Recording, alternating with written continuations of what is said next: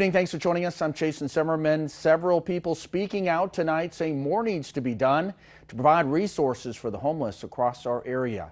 It comes as the Fox Cities Housing Coalition presents their latest housing report to the public. New at 10, Drew Best asked about potential solutions to solve this problem.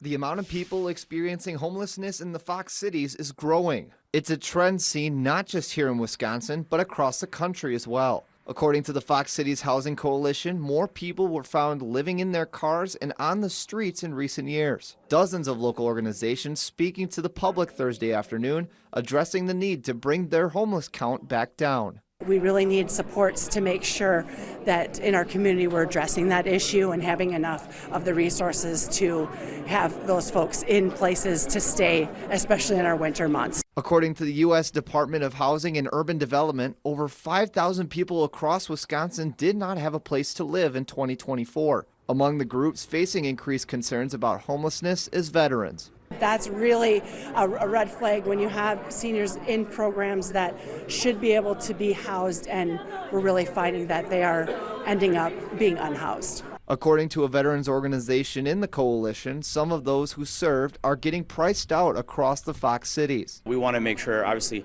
every veteran has a home. Every veteran family has a safe place to live and feel like they're part of the community. And I think our community does a great job at that, but we're always trying to find ways to address challenges, and that's having those conversations to make sure that our veterans are not forgotten. The 38 organizations in the coalition will continue to meet monthly, hoping to build toward a resolution. Reporting in Appleton, Drew Best, Action 2 News.